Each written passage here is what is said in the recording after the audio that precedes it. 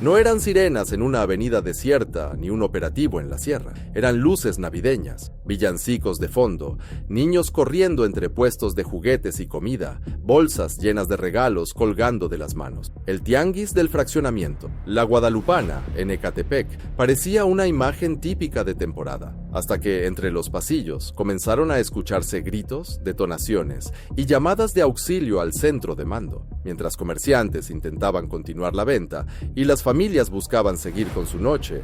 En otra parte de la ciudad se activaba un protocolo de alto riesgo. Elementos de la Policía Metropolitana y personal de Fuerza de Tarea Marina recibían el reporte de un disturbio en pleno bazar navideño. Lo que en un principio parecía un caso más de personas alterando el orden público, pronto se transformó en algo mucho más grande. Entre ese grupo, según los informes, se encontraba un hombre señalado como objetivo prioritario federal. Su nombre, Aldo N., alias El Balú. Para las autoridades, no se trataba de un visitante cualquiera del tianguis, sino de un presunto integrante de una organización delictiva conocida en la zona, identificado por su posible participación en extorsión, homicidio, despojo, tráfico de armas, narcomenudeo y cobro de piso. Un perfil que, de acuerdo con reportes oficiales, había puesto durante mucho tiempo bajo presión a comerciantes, colonias y negocios de Ecatepec. Lo que siguió fue una escena de alto contraste. Mientras las luces navideñas seguían encendidas, el tianguis se convertía en escenario de un despliegue táctico para detener a un presunto generador de violencia que, incluso en el momento de su aseguramiento, habría alardeado de pertenecer a una estructura criminal. Y aquí surge la pregunta que guía todo el caso. ¿Cómo se llega al punto en el que un objetivo prioritario se pasea por un bazar abarrotado de familias? ¿Y qué tuvo que ocurrir para que, en ese mismo lugar, terminara en manos de la autoridad? El tianguis navideño del fraccionamiento. La Guadalupana estaba en su punto más alto. Filas frente a los puestos de comida, altavoces con música festiva, luces de colores colgando sobre los pasillos. En apariencia, una noche más de temporada para miles de familias en Ecatepec. Pero en medio del ruido, hubo algo que rompió la normalidad. Detonaciones que hicieron que más de un vecino se detuviera en seco. En cuestión de minutos, las líneas del centro de mando comenzaron a recibir reporte. Los testimonios coincidían en lo esencial: disturbios en el tianguis, personas alterando el orden y, presuntamente, alguien armado entre la multitud.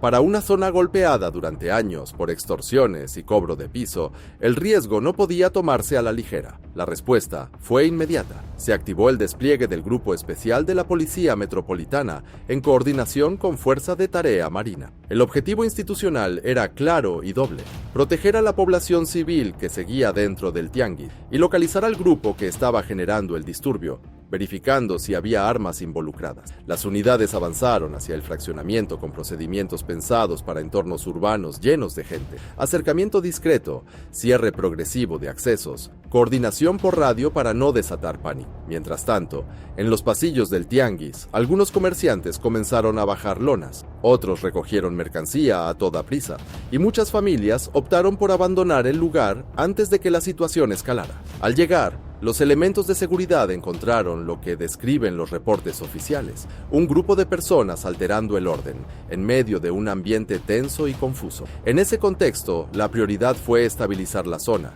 separar a los involucrados y detectar cualquier indicio de arma de fuego. Entre los sujetos identificados, los policías ubicaron a un hombre cuya actitud, presencia y señalamientos en campo levantaron alertas inmediatas. Al realizar la revisión correspondiente, se confirmó que portaba un arma de fuego tipo escuadra calibre .32, con un cargador abastecido con 8 cartuchos. La línea entre incidente menor y operativo de alto impacto quedó definitivamente rebasada. A partir de ese momento, el procedimiento cambió de nivel. Ya no se trataba solo de un disturbio, sino de la posibilidad de que, entre los pasillos del tianguis, se encontrara alguien vinculado con una estructura delictiva de alto perfil. Fue entonces cuando se cruzaron dos mundos: el del comercio popular que intenta sobrevivir cada temporada, y el del combate institucional a presuntos generadores de violencia que usan esos mismos espacios para moverse, esconderse o intimidar. El siguiente paso será clave para entender la dimensión del caso. ¿Quién era ese hombre armado al que los elementos aseguraron en pleno tianguis, y por qué su nombre ya estaba marcado como prioridad a nivel federal?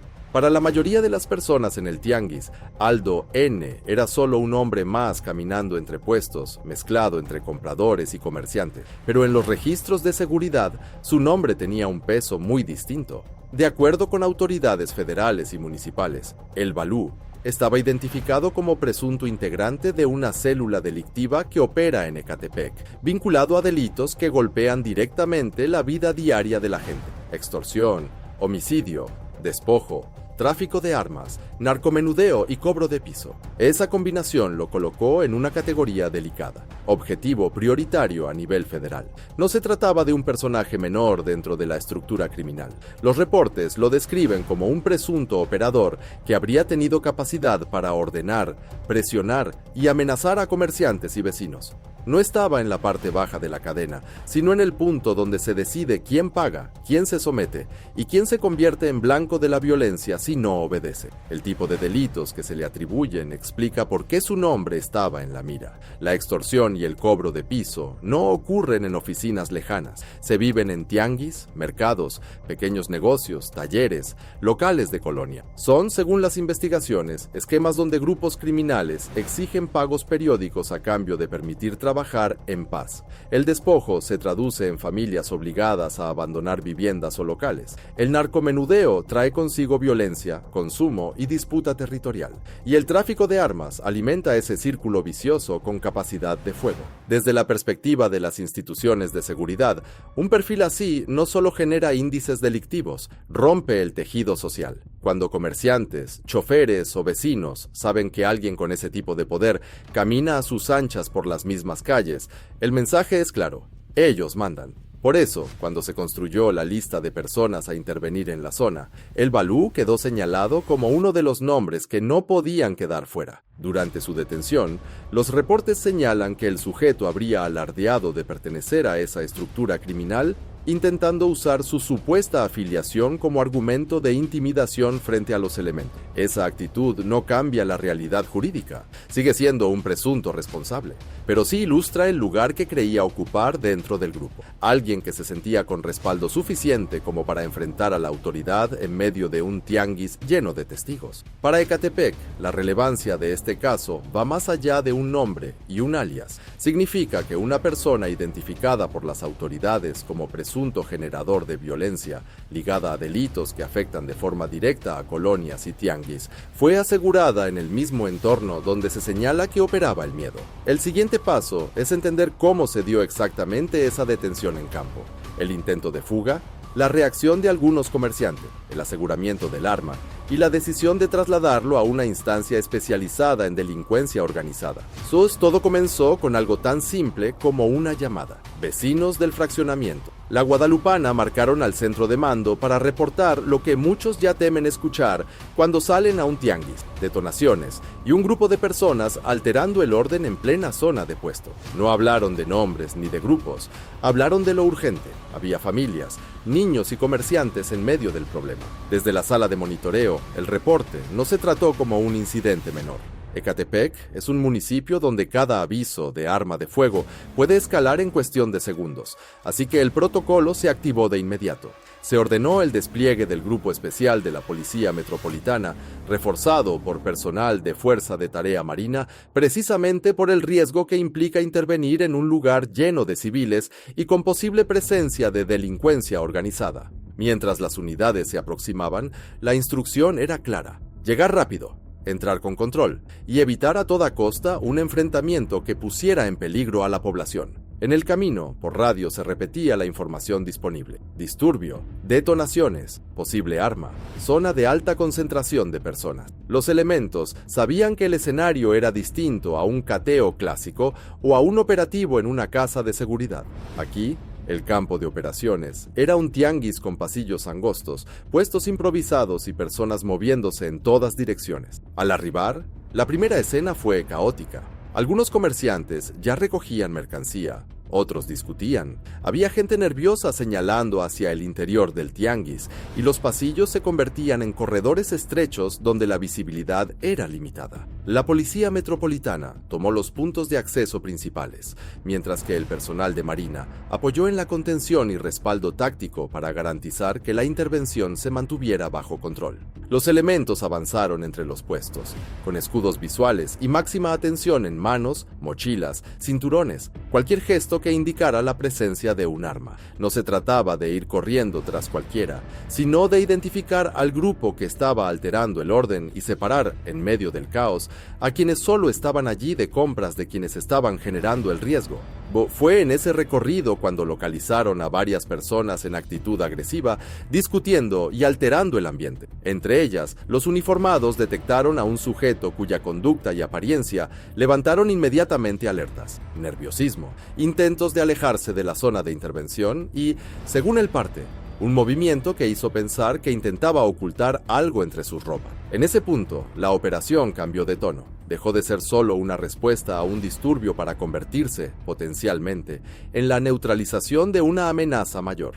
Los elementos cerraron el paso, ordenaron que nadie se acercara y procedieron a intervenir de forma directa sobre el sujeto sospechoso, siempre bajo protocolo, frente a los mismos puestos donde momentos antes se vendían juguetes y comida. Ese hombre era Aldo N., alias El Balú. Y lo que los elementos encontraron al revisarlo confirmaría que el tianguis no estaba frente a un conflicto cualquiera, sino frente a un presunto generador de violencia armado en medio de la multitud. El siguiente paso será clave: el intento de huida, el aseguramiento del arma y la reacción de algunos comerciantes cuando se dieron cuenta de quién estaba siendo detenido en su propio tianguis. En el momento en que los elementos se aproximaron a Aldo N., el hombre reaccionó como suelen hacerlo los objetivos que saben que su nombre ya está en los registros. Intentó huir. No fue una carrera limpia, fue una maniobra desesperada entre puestos, lonas, cajas de juguetes y cables colgando. Empujó gente, tiró mercancía y trató de perderse en el caos,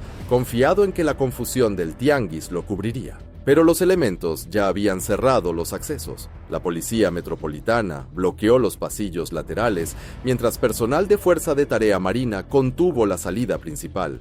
No hubo espacio para escapar. En segundos, la persecución quedó reducida a menos de un pasillo de ancho, y ahí terminó. El aseguramiento se realizó bajo protocolo: neutralización física controlada, revisión inmediata, separación del arma para evitar riesgo y formación de un perímetro para que ningún civil quedara cerca. Al revisarlo, los elementos confirmaron lo que había disparado las alertas desde el inicio. El Balú portaba un arma de fuego tipo escuadra calibre .32, con un cargador abastecido con 8 cartuchos. En un tianguis abarrotado, un arma así puede convertir un disturbio en una tragedia en segundos.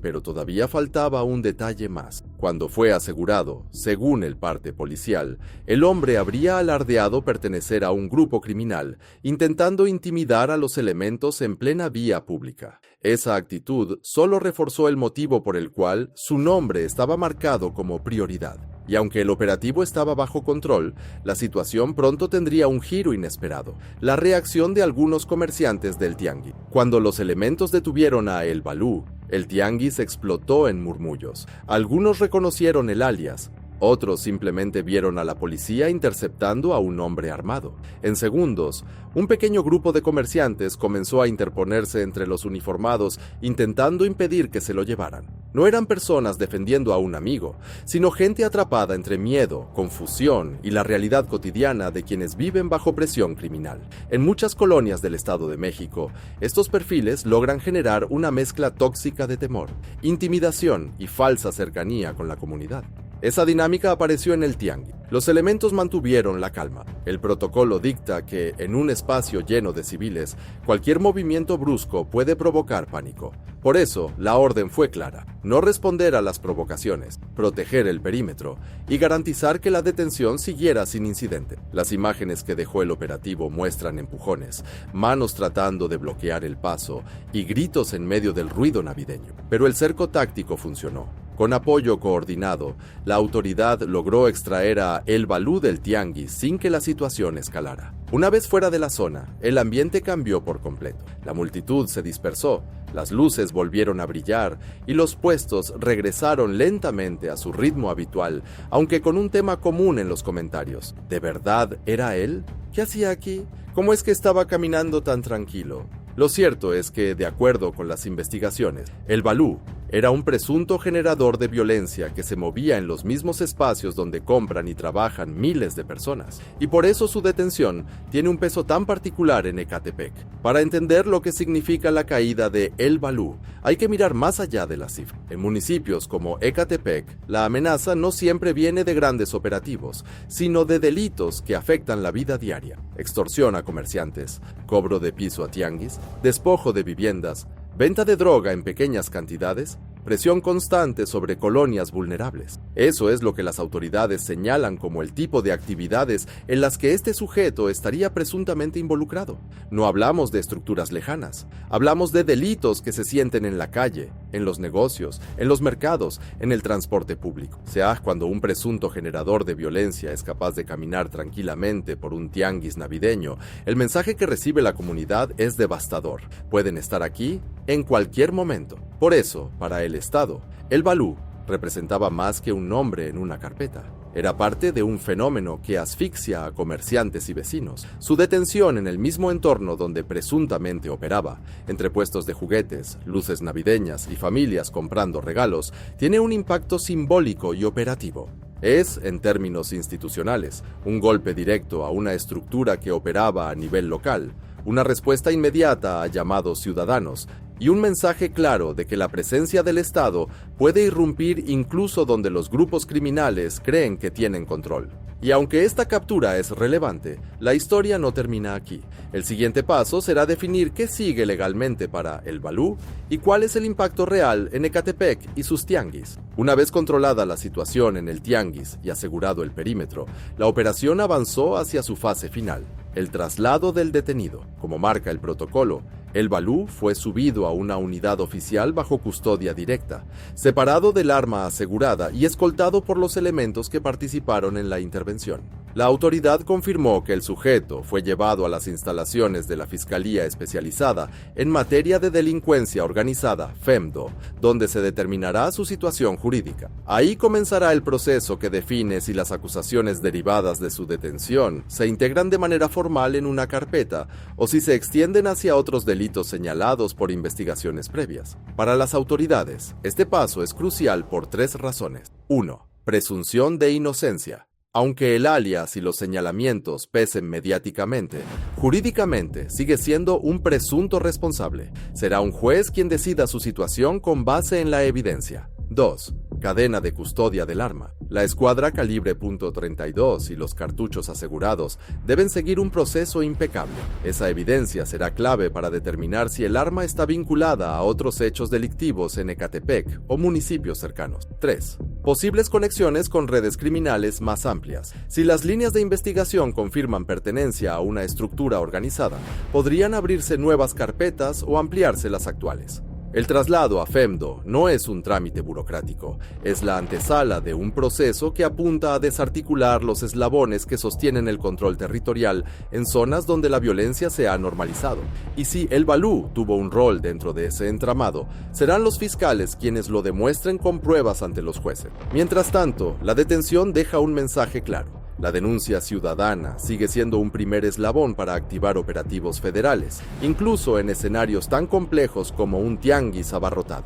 Cuando un tianguis vuelve a encender sus luces después de una detención de este nivel, algo cambia en la atmósfera. Los comerciantes hablan entre ellos, los vecinos intercambian versiones y las familias recuerdan cómo, en un espacio que debería sentirse seguro, había un hombre armado identificado por las autoridades como presunto generador de violencia. La captura de El Balú no solo detiene a un individuo, modifica el equilibrio en una zona donde el miedo al cobro de piso, a la extorsión y a los despojos se había convertido en parte de la rutina. Para Ecatepec, esta intervención significa 3 cosas. 1. Un golpe directo a la estructura que opera en tianguis y zonas comerciales. La detención de un presunto operador encargado de extorsiones reduce la capacidad de presión criminal en mercados y colonias. 2. Un mensaje contundente contundente a quienes creen que los espacios públicos son terreno seguro para ocultarse. La operación se realizó en un tianguis, uno de los lugares más concurridos de la temporada.